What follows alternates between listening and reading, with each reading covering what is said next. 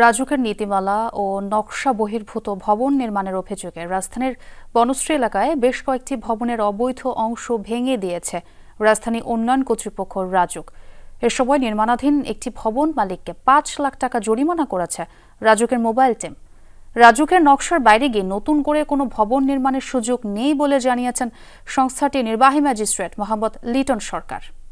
প্রাণ সসের মাখামাখি টেস্ট নুডলসকে করে তোলে আরো ইয়ামি আরো জোস। প্রাণ সসের দিনের পর দিন রাজধানী ঢাকা যেন পরিণত হচ্ছে অপরিকল্পিত নগরে। রাজুকের অনুমোদন ও নকশা বহির্ভূত ভবন নির্মাণের ফলে বাড়ছে দুর্ঘটনার ঝুঁকি। তাই দুর্ঘটনা এড়াতে কঠোর অবস্থানে রাজধানী উন্নয়ন কর্তৃপক্ষ। রবিবার সকালে নকশা বহির্ভূত ভবন নির্মাণের অভিযোগে বনশ্রী এলাকায় মোবাইল কোর্ট চালায় সংস্থাটি। অভিযান চলাকালে বেশ কয়েকটি ভবনের বিদ্যুৎ সংযোগ বিচ্ছিন্ন করার পাশাপাশি আর্থিক জরিমানা করা হয়েছে। অনেকগুলো বিল্ডিং করছে যেগুলো রাস্তার উপরে চলে আসছে, তো যদি এটা ভাঙা হয় তাহলে আমার মতে এই রোডে যতগুলো বিল্ডিং সামনে চলে আসছে তাদের উপরে কোনো ব্যবস্থা নিতে হবে, সেটা অবশ্যই, কারণ আইন সবার জন্য সমান। রাজুকের আইন অনুযায়ী আমরা বেশি রাস্তার দিকে তাইয়া বেশি রাখার কথা ছিলাম না। রাজুকের বাইরে ভাইলেশন করে 1.5-2 ফিট কলম আমরা রাস্তার দিকে নিয়ে আসছি।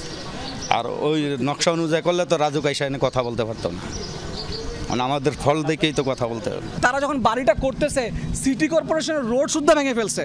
আপনারা দেখেন এই যে আমাদের যে সিটি কর্পোরেশনের যে রোড আছে এই রোড সুদ্ধা ভেঙে গেছে, বাট কেউ কিন্তু কিছু বলে নাই তাদেরকে। নতুন যেগুলো ভবন হবে এগুলো আমরা কোনোভাবেই ব্যত্যয় করে তৈরি করতে দেব না। এ সময় নিয়মের বাইরে ভবন নির্মাণ করায় 7টি ভবন আংশিক ভেঙে দিয়েছে রাজুক। অভিযানে নেতৃত্বে থাকা ম্যাজিস্ট্রেট জানান, নকশা বহির্ভূত নতুন ভবন নির্মাণের সুযোগ আর নেই। পর্যায়ক্রমে পুরাতন ভবনের ব্যাপারেও নীতিমালা আসছে।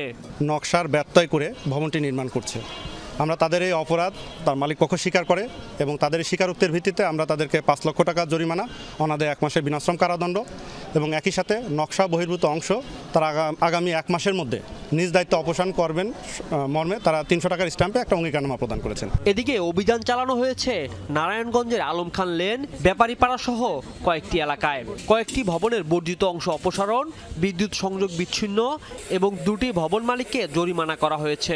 রাজুক থেকে সাপ নিয়েছে কিনা, ঠিকাদারি প্রতিষ্ঠানকে, মালিককে, তারপরে কয়তলা বিশিষ্ট ভবন, ওগুলো সবগুলোই থাকে ওই সাইনবোর্ডে, কিন্তু আমরা সেটা দেখতে পাইনি। 1 লক্ষ টাকা জরিমানা করা হয়েছে আর ওনাদের কাজ বন্ধ থাকবে। ওনারা যতটুকু ডেভিয়েশন করেছেন রাজুকে কি ওনারা যোগাযোগ করবেন, ওনাদের প্ল্যানটা ঠিক করে নেবেন আর কাজটুকু ঠিক করে নেবেন।